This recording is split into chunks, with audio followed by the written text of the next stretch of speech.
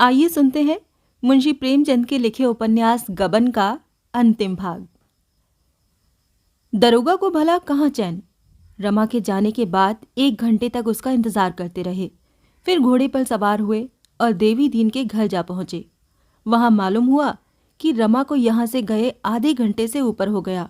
फिर थाने लौटे। वहां रमा का अब तक पता न था। समझे देवी दीन ने धोखा दिया है, कहीं उसे छिपा रखा होगा। सरपट साइकिल दौड़ाते हुए फिर देवी दीन के घर पहुंचे और धमकाना शुरू किया। देवी दीन ने कहा, विश्वास न हो तो घर की खाना तलाशी ले लीजिए, और क्या कीजिएगा, कोई बहुत बड़ा घर भी तो नहीं है। 1 कोठरी नीचे है, 1 ऊपर। दरोगा ने साइकिल से उतरकर कहा, तुम बतलाते क्यों नहीं, वो कहाँ गए? देवी दीन, मुझे कुछ मालूम हो तब तो बताऊं साहब। यहाँ आए, अपनी घरवाली से तकरार की और चले गए। दरोगा, वो कब इलाहाबाद जा रही हैं? इलाहाबाद जाने की तो बाबूजी ने कोई बातचीत नहीं की। जब तक हाई कोर्ट का फैसला न हो जाएगा वो यहाँ से न जाएंगी। दरोगा, मुझे तुम्हारी बातों का यकीन नहीं आता। ये कहते हुए दरोगा नीचे की कोठरी में घुस गए और हर एक चीज को गौर से देखा। फिर ऊपर चढ़ गए। वहां 3 औरतों को देखकर चौंके। ज़ोहरा को शरारत सूझी तो उसने लंबा सा घूंघट निकाल लिया और अपने हाथ साड़ी में छिपा लिए। दरोगा जी को शक हुआ, शायद हजरत ये भेस बदले तो नहीं बैठे हैं। देवी दीन से पूछा, ये तीसरी औरत कौन है? देवी दीन, मैं नहीं जानता, कभी कभी बहू से मिलने आ जाती है। मुझी से उड़ते हो बच्चा, साड़ी पहनाकर मुलजिम को छिपाना चाहते हो। इसमें कौन जलपा देवी हैं? उनसे कह दो नीचे चली जाएं, दूसरी औरत को यहीं रहने दो। जलपा हट गई तो दरोगा जी ने ज़ोहरा के पास जाकर कहा, क्यों हजरत, मुझसे ये चालें? क्या कहकर वहां से आए थे और यहाँ आकर मज़े में आ गए? सारा गुस्सा हवा हो गया। अब ये भेस उतारिए और मेरे साथ चलिए, देर हो रही है। ये कहकर उन्होंने ज़ोहरा का घूंघट उठा दिया। ज़ोहरा ने ठहाका मारा। दरोगा जी मानो फिसल कर विस्मय सागर में पड़े। बोले, अरे तुम हो ज़ोहरा, तुम यहाँ कहाँ? अपनी ड्यूटी बजा रही हूँ। और रमानाथ कहाँ गए? तुम्हें तो मालूम ही होगा। वो तो मेरे आने से पहले ही चले गए थे। फिर मैं यहीं बैठ गई और जलपा देवी से बातें करने लगी। अच्छा, ज़रा मेरे साथ आओ, उनका पता लगाना है। ज़ोहरा ने बनावटी कौतूहल से कहा, क्या अभी तक बंगले पर नहीं पहुंचे? नहीं, न जाने कहाँ रह गए। रास्ते में दरोगा ने पूछा, जलपा कब तक यहाँ से जाएगी? ज़ोहरा, मैंने खूब पट्टी पढ़ाई है, उसके जाने की अब ज़रूरत नहीं है। शायद रास्ते पर आ जाए। रमानाथ ने पूरी तरह डांटा है, उनकी धमकियों से डर गई है। तुम्हें यकीन है अब ये कोई शरारत न करेगी? हाँ, मेरा तो यही ख्याल है। तो फिर ये कहाँ गया? कह नहीं सकती। मुझे इसकी रिपोर्ट करनी होगी। इंस्पेक्टर साहब और डिप्टी साहब को इत्तला देना ज़रूरी है। ज़्यादा पी तो नहीं गया था? पिए हुए तो थे, तो कहीं फिर गिर पड़ा होगा। इसने बहुत दिख दिया। तो मैं ज़रा उधर जाता हूँ, तुम्हें पहुँचा दूँ ज़रा तुम्हारे घर तक। बड़ी इनायत होगी सरकार की। दरोगा ने ज़ोहरा को मोटरसाइकिल पर बिठा लिया और उसको ज़रा देर में घर के दरवाजे पर उतार दिया। मगर इतनी देर में मन चंचल हो गया। बोले, अब तो जाने को जी नहीं चाहता ज़ोहरा, चलो आज कुछ गपशप हो।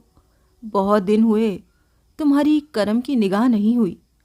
ज़ोहरा ने जीने के ऊपर 1 कदम रखकर कहा, जाकर पहले इंस्पेक्टर साहब से इत्तला तो कीजिए, ये गपशप का मौका नहीं है। दरोगा ने मोटरसाइकिल से उतरकर कहा, नहीं, अब न जाऊंगा ज़ोहरा, सुबह देखी जाएगी, मैं भी आता हूँ। ज़ोहरा, आप मानते नहीं हैं, शायद डिप्टी साहब आते हों, आज उन्होंने कहला भेजा था।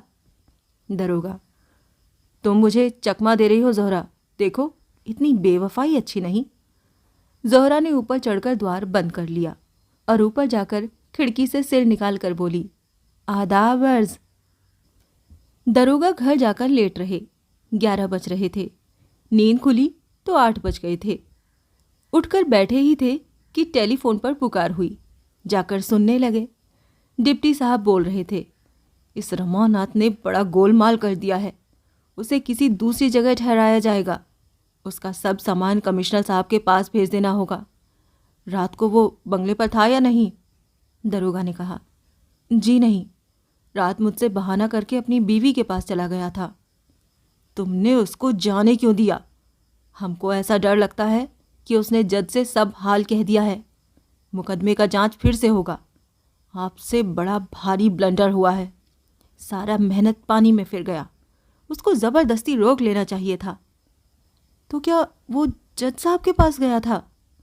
हाँ, वहीं गया था और जज भी कायदा को तोड़ दिया।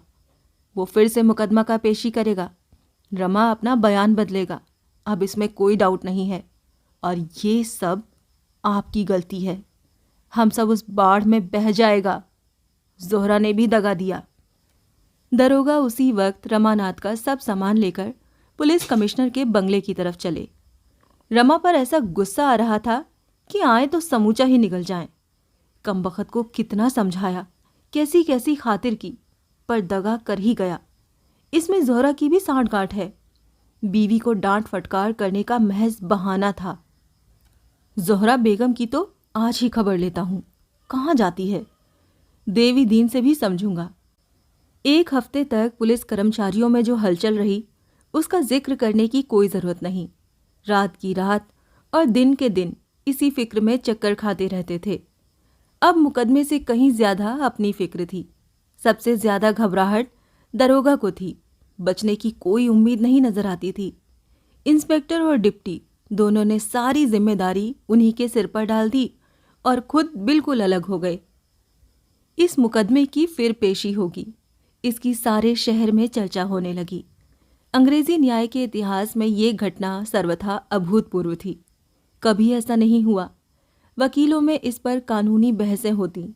जज साहब ऐसा भी कर सकते हैं? मगर जज दृढ़ था। पुलिस वालों ने बड़े बड़े जोर लगाए। पुलिस कमिश्नर ने यहाँ तक कहा कि इससे सारा पुलिस विभाग बदनाम हो जाएगा, लेकिन जज ने किसी की न सुनी।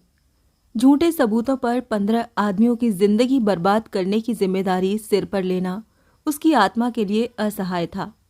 उसने हाई कोर्ट को सूचना दी और गवर्नमेंट को भी। इधर पुलिस वाले रात दिन रमा की तलाश में दौड़ धूप करते रहते थे, लेकिन रमा न जाने कहाँ जा छिपा था। उसका कुछ पता ही न चलता था। हफ्तों सरकारी कर्मचारियों में लिखा पढ़ी होती रही। मनो कागज स्याह कर दिए गए। उधर समाचार पत्रों में इस मामले पर नित्य आलोचना होती रहती थी। एक पत्रकार ने जलपा से मुलाकात की और उसका बयान छाप दिया। दूसरे ने जोहरा का बयान छाप दिया। इन दोनों बयानों ने पुलिस की बखिया उधेड़ दी। जोहरा ने तो लिखा था कि मुझे 50 रुपये रोज इसीलिए दिए जाते थे कि रमानाथ को बहलाती रहूं और उसे कुछ सोचने या विचार करने का अवसर न मिले। पुलिस ने इन बयानों को पढ़ा तो दांत पीस लिए।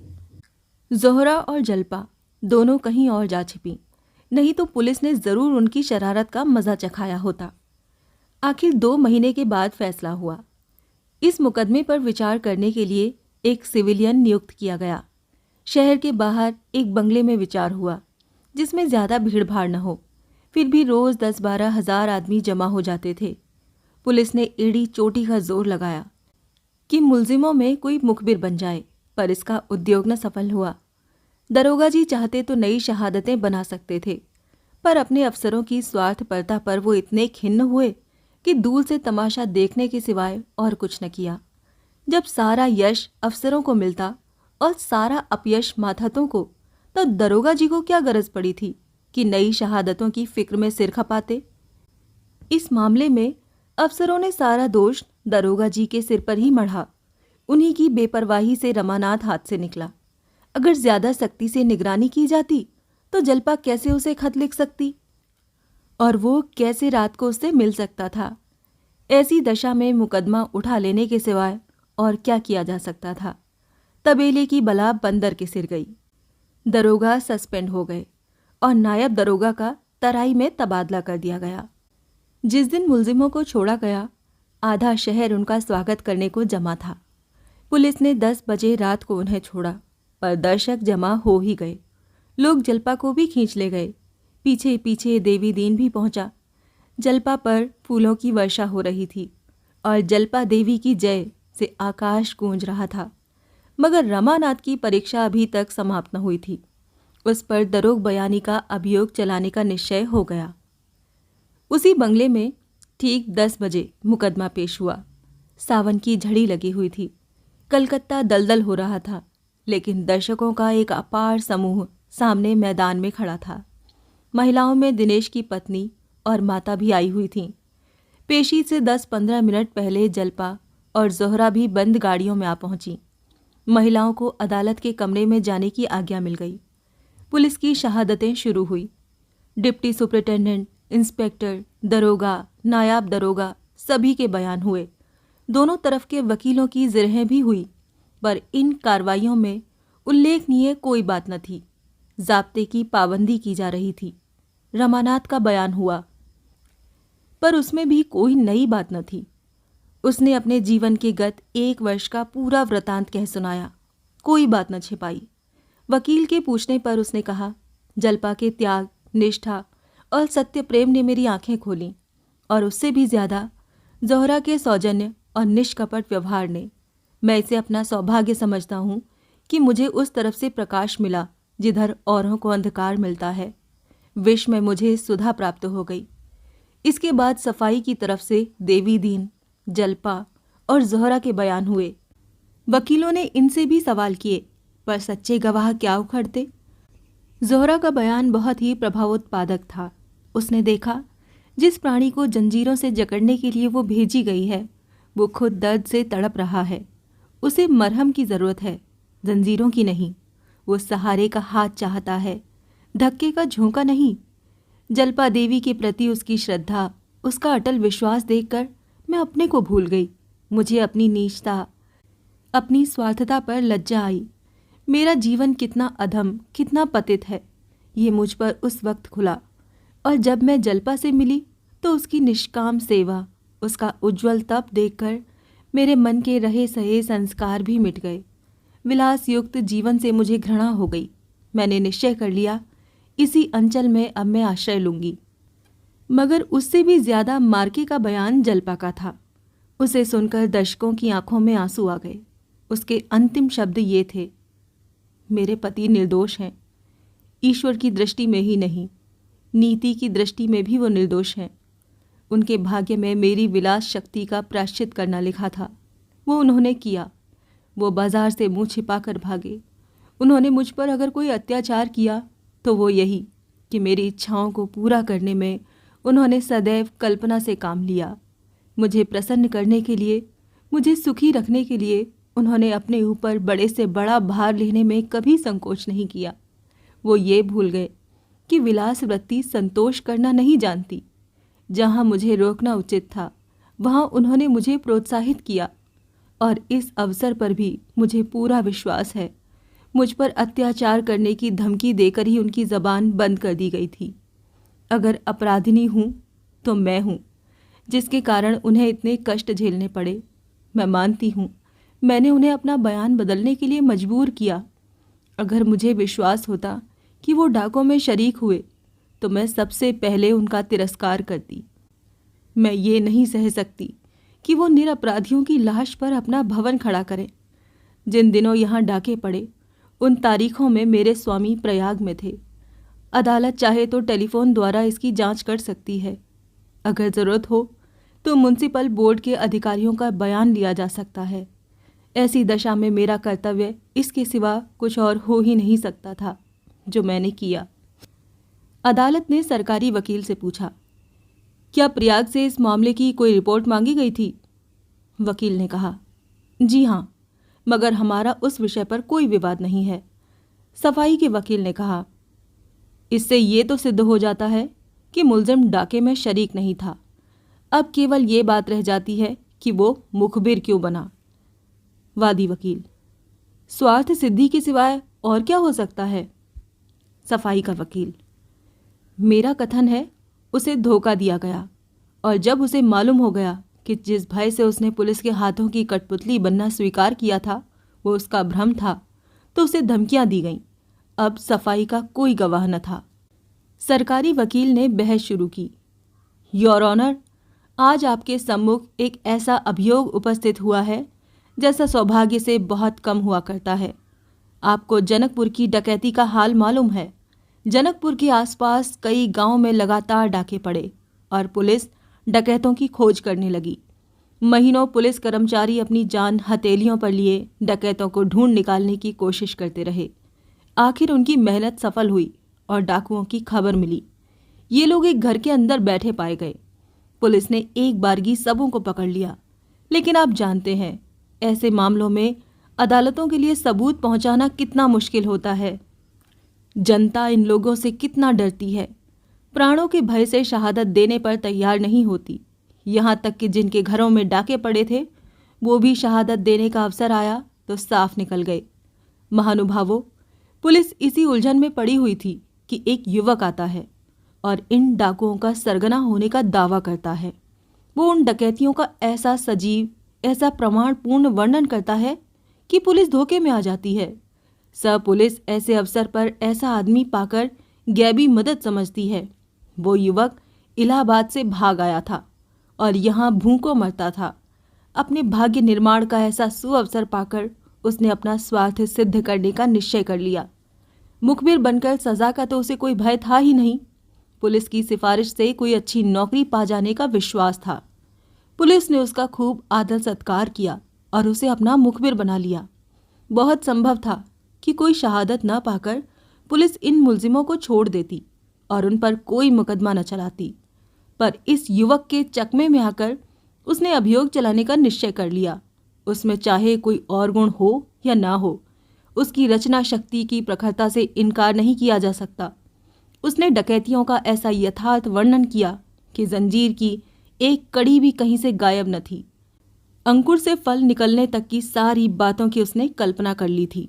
पुलिस ने मुकदमा चला दिया, पर ऐसा मालूम होता है कि इस बीच में उसे सौभाग्य निर्माण का इससे भी अच्छा अवसर मिल गया। बहुत संभव है सरकार की विरोधिनी संस्थाओं ने उसे प्रलोभन दिए हों और प्रलोभनों के स्वार्थ सिद्धि का ये नया रास्ता सुझा दिया हो। जहां धन के साथ यश भी था, वाहवाही भी थी, देशभक्ति का गौरव भी था। वो अपने स्वार्थ के लिए सब कुछ कर सकता है। वो स्वार्थ के लिए किसी के गले पर छुरी भी चला सकता है और साधु वेश भी धारण कर सकता है। यही उसके जीवन का लक्ष्य है। हम खुश हैं कि उसकी सद्बुद्धि ने अंत में उस पर विजय पाई, चाहे उनके हेतु कुछ भी क्यों न हो। निरपराधियों को दंड देना पुलिस के लिए उतना ही आपत्तिजनक है जितना अपराधियों को छोड़ देना। वो अपनी कारगुजारी दिखाने के लिए ऐसे मुकदमे नहीं चलाती। न गवर्नमेंट इतनी न्याय शून्य है कि वो पुलिस के बहकावे में आकर सारहीन मुकदमे चलाती फिरे। लेकिन इस युवक की चकमेबाजियों से पुलिस की जो बदनामी हुई और सरकार के हजारों रुपए खर्च हो गए, इसका जिम्मेदार कौन है? ऐसे आदमी को आदर्श दंड मिलना चाहिए ताकि फिर किसी को ऐसे चकमेबाजी का साहस न हो। ऐसे मिथ्या का संसार रचने वाले प्राणी के लिए मुक्त रहकर समाज को ठगने का मार्ग बंद कर देना चाहिए। उसके लिए इस समय सबसे उपयुक्त स्थान वो है जहां उसे कुछ दिन आत्मचिंतन का अवसर मिले। शायद वहां के एकांतवास में उसको आंतरिक जागृति प्राप्त हो जाए। आपको केवल ये विचार करना है कि उसने पुलिस को धोखा दिया या नहीं। इस विषय में अब कोई संदेह नहीं रह जाता कि उसने धोखा दिया। अगर धमकियां दी गई थीं तो वो पहली अदालत के बाद जज की अदालत में अपना बयान वापस ले सकता था, पर उस वक्त भी उसने ऐसा कुछ नहीं किया। इससे ये स्पष्ट है कि धमकियों का आक्षेप मिथ्या है। उसने जो कुछ किया सो इच्छा से किया। ऐसे आदमी को यदि दंड न दिया गया तो उसे अपनी कुटिल नीति से काम लेने का फिर साहस होगा और उसकी हिंसक मनोवृत्तियां और भी बलवान हो जाएंगी। फिर सफाई के वकील ने जवाब दिया, ये मुकदमा अंग्रेजी इतिहास में ही नहीं, शायद सर्वदेशीय न्याय के इतिहास में एक अद्भुत घटना है। रमानाथ एक साधारण युवक है। उसकी शिक्षा भी बहुत मामूली हुई है। वो ऊंचे विचारों का आदमी नहीं है। वो इलाहाबाद के म्युनिसिपल ऑफिस में नौकर है। वहां उसका काम चुंगी के रुपए वसूल करना है। वो व्यापारियों से प्रथानुसार रिश्वत लेता है और अपनी आमदनी की परवाह न करता हुआ अनाप शनाप खर्च करता है। आखिर एक दिन मीज़ान में गलती हो जाने से उसे शक होता है कि उससे कुछ रुपए उठ गए। वो इतना घबरा जाता है कि किसी से कुछ नहीं कहता, बस घर से भाग खड़ा होता है।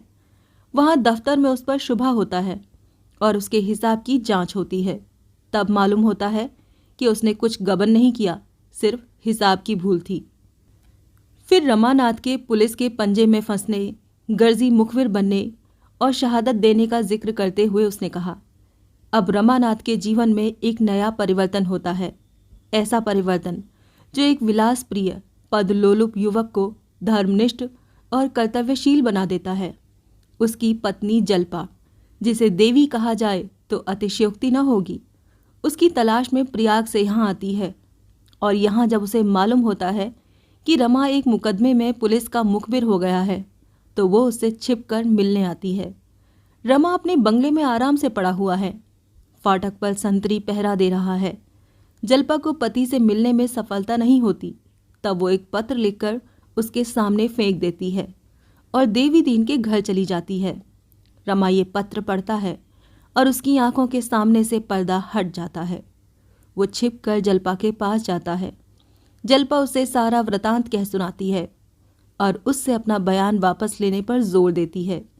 रमा पहले शंकाएं करता है, पर बाद में राजी हो जाता है और अपने बंगले पर लौट आता है।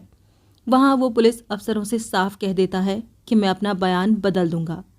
अधिकारी उसे तरह तरह के प्रलोभन देते हैं, पर जब रमा पर इसका कोई असर नहीं होता और उन्हें मालूम हो गया है कि उस पर गबन का कोई मुकदमा नहीं है, तो वो उसे जल्पा को गिरफ्तार करने की धमकी देते हैं।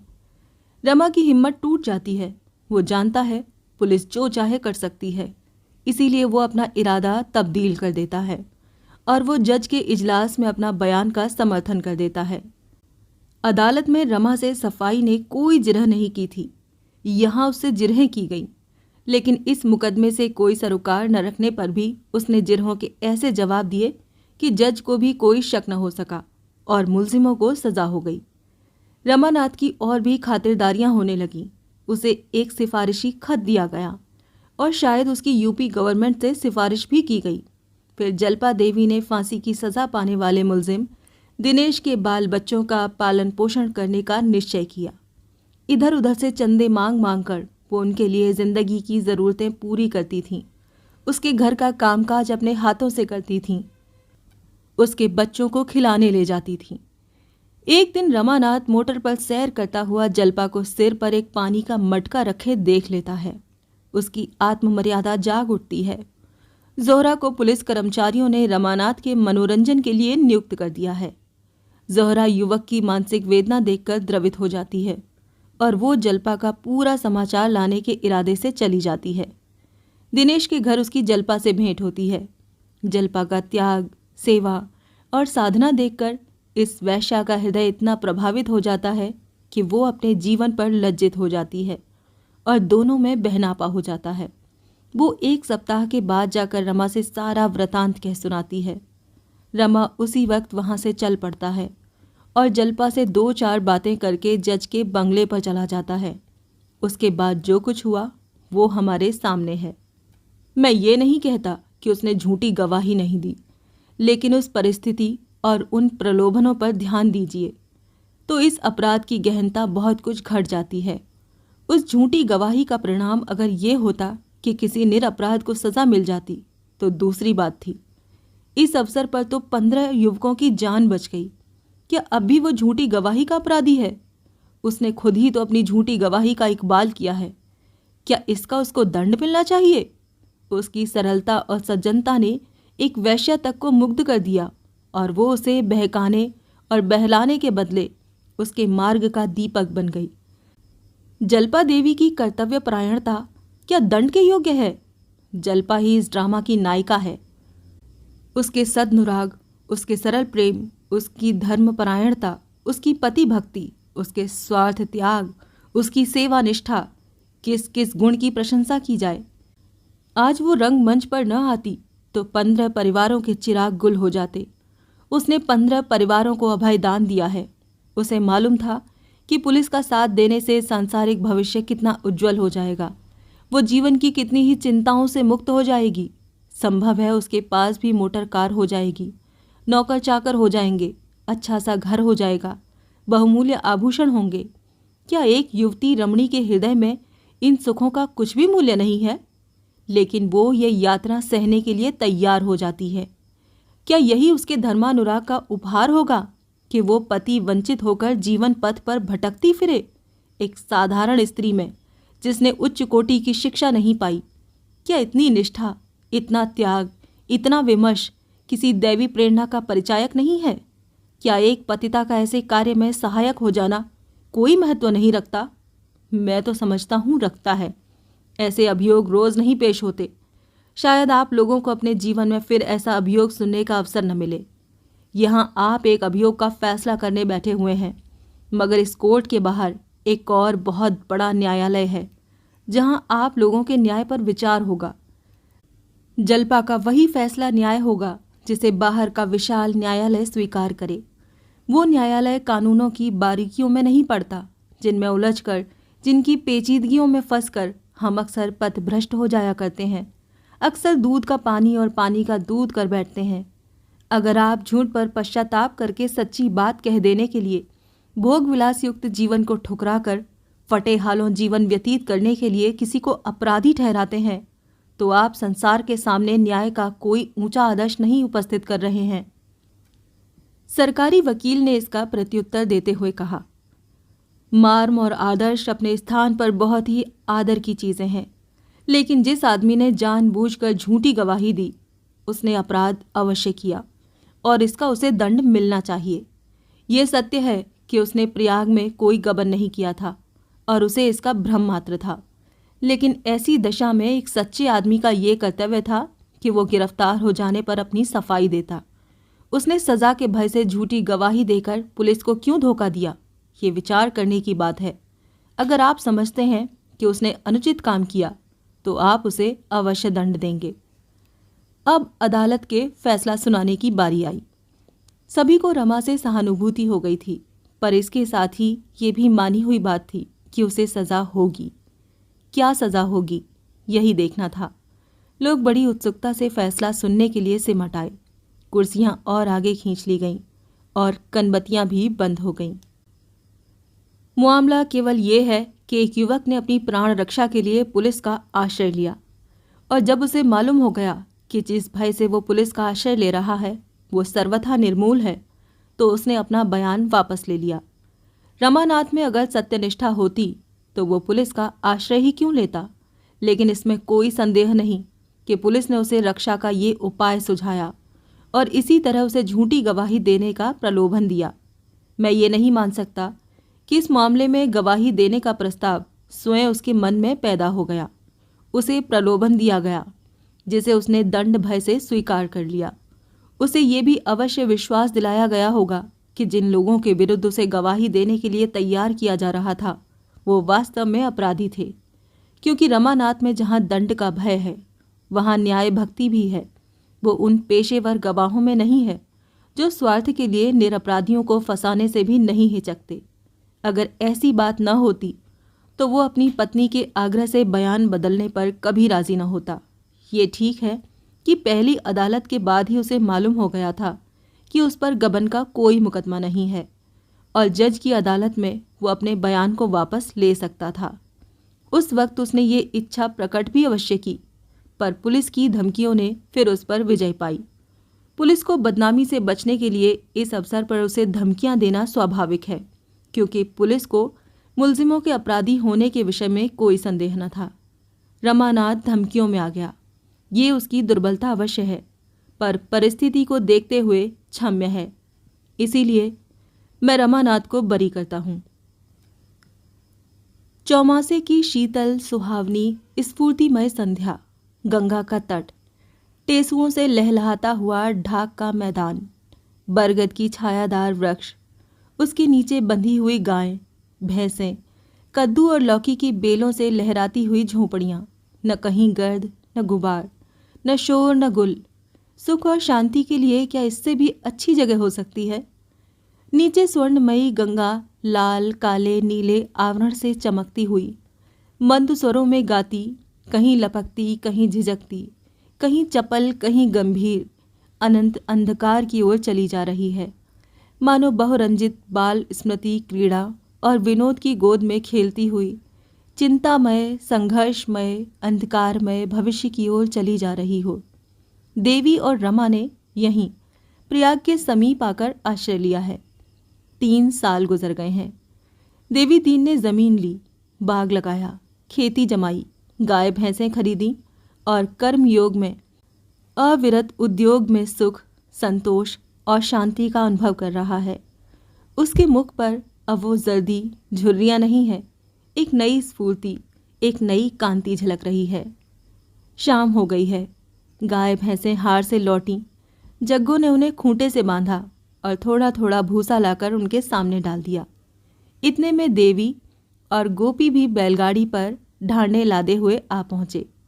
दयानाथ ने बरगद के नीचे जमीन साफ कर रखी है, वहीं डांठें उतारी गईं। यही इस छोटी सी बस्ती का खलिहान है। दयानाथ नौकरी से बर्खास्त हो गए थे और अब देवी के असिस्टेंट हैं। उनको समाचार पत्रों से अब भी वही प्रेम है।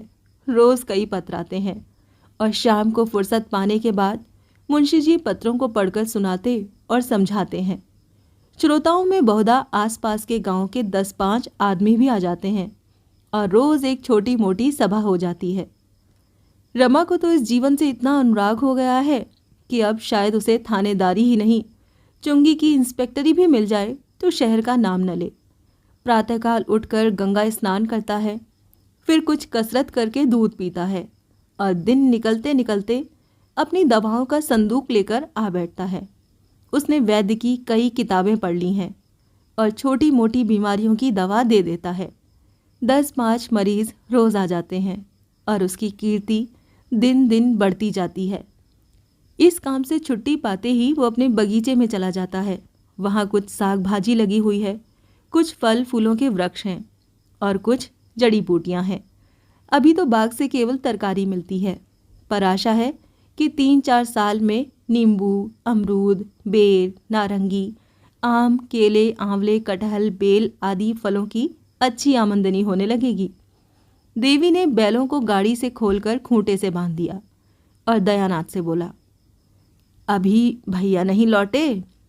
दयानाथ ने डांठों को समेटते हुए कहा, अभी तो नहीं लौटे। मुझे तो अब इनके अच्छे होने की आशा नहीं है। जमाने का उधार है। कितने सुख से रहती थीं। गाड़ी थी, बंगला था, दर्जनों नौकर थे। अब ये हाल है। सामान सब मौजूद है। वकील साहब ने अच्छी संपत्ति छोड़ी थी, मगर भाई भतीजों ने हड़प ली।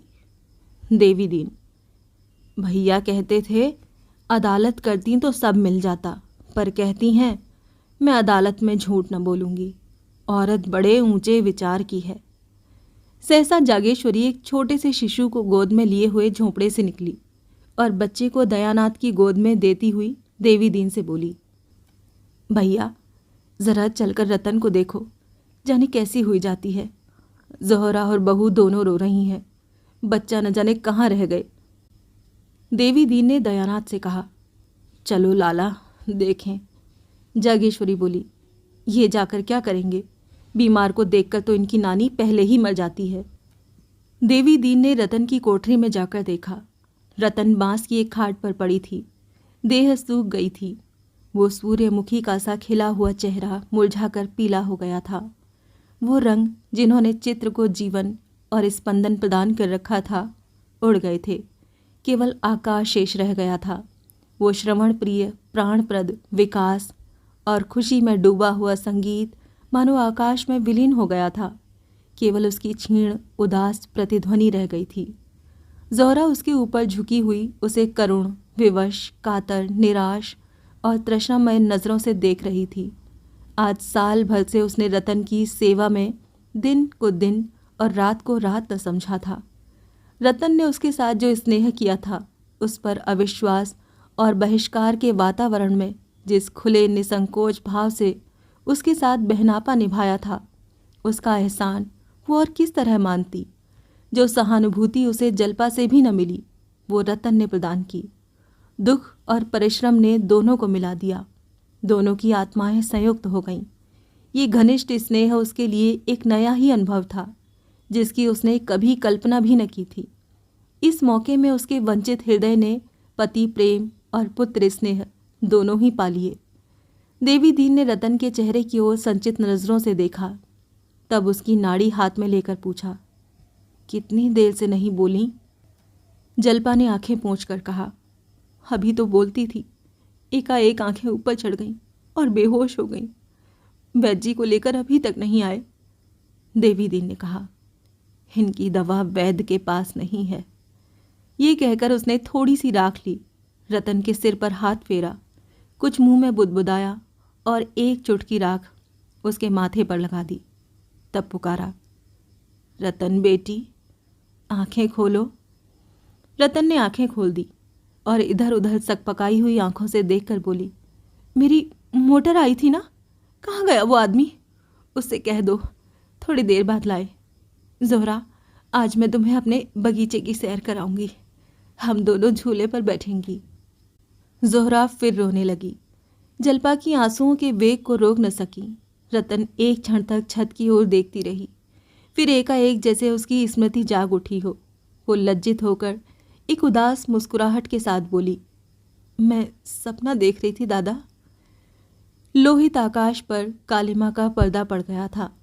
उसी वक्त रतन के जीवन पर मृत्यु ने पर्दा डाल दिया। रमानाथ वैद्य जी को लेकर पहर रात लौटे तो यहाँ मौत का सन्नाटा छाया हुआ था। रतन की मृत्यु का शोक वो शोक न था जिसमें आदमी हाय हाय करता है, बल्कि वो शोक था जिसमें हम मूक रुदन करते हैं, जिसकी याद कभी नहीं भूलती, जिसका बोझ कभी दिल से नहीं उतरता। रतन के बाद ज़ोहरा अकेली हो गई। दोनों साथ सोती थीं, साथ बैठती थीं, साथ काम करती थीं। अकेले ज़ोहरा का जी किसी काम में न लगता। कभी नदी तट पर जाकर रतन को याद करती और रोती, कभी उस आम के पौधों के पास जाकर घंटों खड़ी रहती जिसे उन दोनों ने लगाया था, मानो उसका सुहाग लुट गया हो। जल्पा को बच्चे के पालन और भोजन बनाने से इतना अवकाश न मिलता था कि उसके साथ बहुत उठती बैठती, और बैठती भी तो रतन की चर्चा होने लगती और दोनों रोने लगती। भादों का महीना था। पृथ्वी और जल में रण छिड़ा हुआ था। जल की सेनाएं वायुयान पर चढ़कर आकाश से जलचरों की वर्षा कर रही थीं। उसकी थल सेनाओं ने पृथ्वी पर उत्पात मचा रखा था। गंगा नाव और कस्बों को निगल रही थी। गांव के गांव बहते चले जाते थे। ज़ोहरा नदी के तट पर बाढ़ का तमाशा देखने लगी। वो कृशांगी गंगा इतनी विशाल हो सकती है, इसका वो अनुमान भी न कर सकती थी। लहरें उन्मवा होकर गरजती, मुंह से फन निकालती, हाथों उछल रही थी, चतुर डकैतों की तरह पैंतरे बदल रही थीं। कभी एकदम आती, फिर पीछे लौट पड़ती और चक्कर खाकर फिर आगे को लपकती। कहीं कोई झोंपड़ा डगमगाता तेजी से बहा जा रहा था, मानो कोई शराबी दौड़ा जा रहा हो, और कहीं कोई वृक्ष डाल पत्तों समेत डूबता उतराता किसी पाषाण युग के जंतु की भांति तैरता चला जाता था। गाय और भैंसें, खाट और तख्ते मानो तिलिस्मी चित्रों की भांति आंखों के सामने से निकले जाते थे। सहसा एक कश्ती नजर आई। उस पर कई स्त्री पुरुष बैठे थे। बैठे क्या थे? चिमटे हुए थे। कश्ती कभी ऊपर जाती, कभी नीचे आती।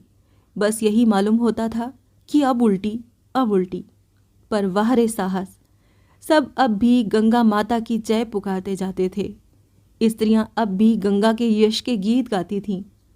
जीवन और मृत्यु का ऐसा संघर्ष किसने देखा होगा? दोनों तरफ के आदमी किनारे पर एक तनाव की दशा में हृदय को दबाए खड़े थे। जब कश्ती करवट लेती तो लोगों के दिल उछल उछल कर होठों तक आ जाते। रस्सियां फेंकने की कोशिश की जाती, पर रस्सी बीच में ही फिर पड़ती थी। एकाएक एक बार कश्ती उलट ही गई। सभी प्राणी लहरों में समा गए। एक क्षण कई स्त्री पुरुष डूबते उतराते दिखाई दिए, फिर निगाहों से ओझल हो गए। केवल एक उजली सी चीज किनारे की ओर चली आ रही थी। वो एक रेले के तट में कोई 20 गज तक आ गई। समीप से मालूम हुआ स्त्री है। ज़ोहरा, जल्पा और रमा तीनों खड़े थे। स्त्री की गोद में एक बच्चा भी नजर आता था। दोनों को निकाल लाने के लिए तीनों विकल हो उठे, पर 20 गज तक तैरकर उस तरफ जाना आसान न था। फिर रमा तैरने में बहुत कुशल न था। कहीं लहरों के जोर से पांव उखड़ जाएं, तो फिर बंगाल की खाड़ी के सिवाय और कहीं ठिकाना न लगे। ज़ोहरा ने कहा, मैं जाती हूँ। रमा ने लजाते हुए कहा, जाने को तो मैं तैयार हूँ, लेकिन वहाँ तक पहुँच भी सकूँगा इसमें संदेह है। कितना तोड़ है। ज़ोहरा ने एक कदम पानी में रखकर कहा, नहीं, मैं अभी निकाल लाती हूँ। वो कमर तक पानी में चली गई। रमा ने सशंक होकर कहा, क्यों नाहक जान देने जाती हो? वहाँ शायद एक गड्ढा है। मैं तो जा ही रहा था। ज़ोहरा ने हाथों से मना करते हुए कहा, नहीं नहीं, तुम्हें मेरी कसम, तुम ना आना, मैं अभी लिए आती हूँ, मुझे तैरना आता है। जल्पा ने कहा, लाश होगी और क्या? रमानाथ, शायद अभी जान हो। जल्पा, अच्छा, तो ज़ोहरा तो तैर भी लेती है। तभी हिम्मत हुई। रमा ने ज़ोहरा की ओर चिंतित आंखों से देखते हुए कहा, हाँ, कुछ कुछ जानती तो है। ईश्वर करे लौट आए, मुझे अपनी कायरता पर लज्जा आ रही है। जल्पा ने बेहयाई से कहा, इसमें लज्जा की कौन बात है? मरी लाश के लिए जान को जोखिम में डालने से क्या फ़ायदा? जीती होती तो मैं खुद तुमसे कहती, जाकर निकाल लाओ। रमा ने आत्मधिक्कार के भाव से कहा, यहाँ से कौन जान सकता है जान है या नहीं? सचमुच बाल बच्चों वाला आदमी नामर्द हो जाता है। मैं खड़ा रहा और ज़ोहरा चली गई। सहसा एक जोर की लहर आई और लाश को फिर धारा में बहा ले गई। ज़ोहरा लाश के पास पहुंच चुकी थी। उसे पकड़कर खींचना ही चाहती थी कि इस लहर ने उसे दूर कर दिया। ज़ोहरा खुद उसके जोर में आ गई और प्रवाह की ओर कई हाथ बह गई। वो फिर संभली, पर एक दूसरी लहर ने उसे धकेल दिया। रमा व्यग्र होकर पानी में कूद पड़ा और जोर जोर से पुकारने लगा, ज़ोहरा, ज़ोहरा, मैं आता हूँ। मगर ज़ोहरा में अब लहरों से लड़ने की शक्ति न थी। वो वेग से लाश के साथ धारे में बही जा रही थी। उसके हाथ पांव हिलना बंद हो गए थे। एकाएक एक ऐसा रेला आया कि दोनों ही उसमें समा गईं। 1 मिनट के बाद ज़ोहरा के काले बाल नजर आए। केवल एक क्षण तक यही अंतिम झलक थी, फिर वो नजर न आई।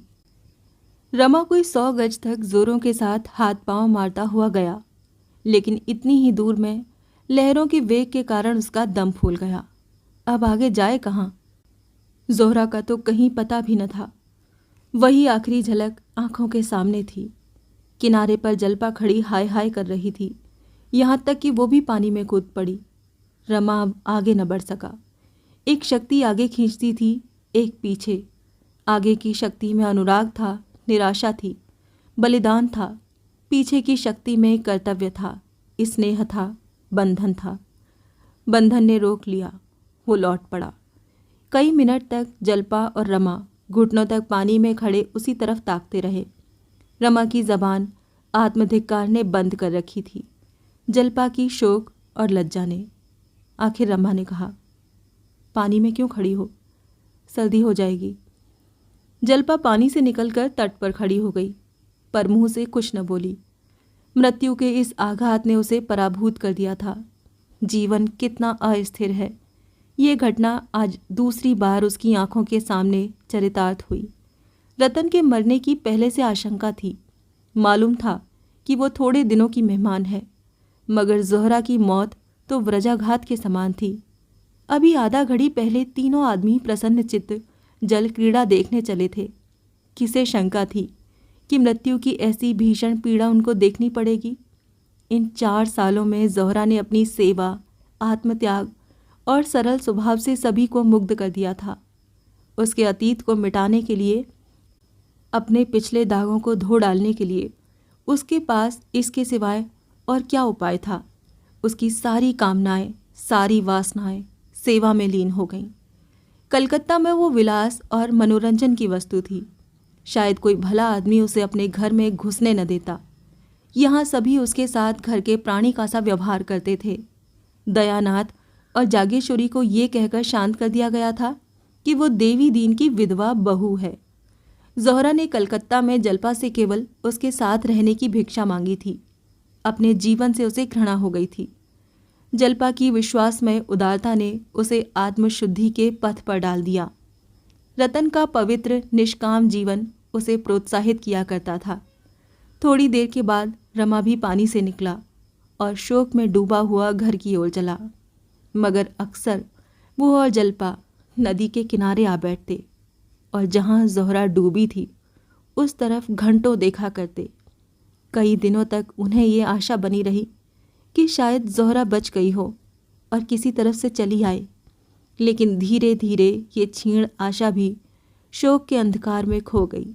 मगर अभी तक ज़ोहरा की सूरत उनकी आंखों के सामने गिरा करती है।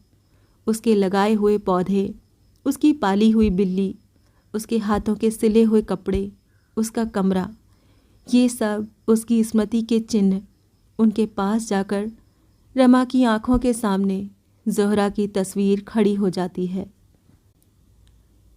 आप सुन रहे थे मुंशी प्रेमचंद का लिखा उपन्यास गबन।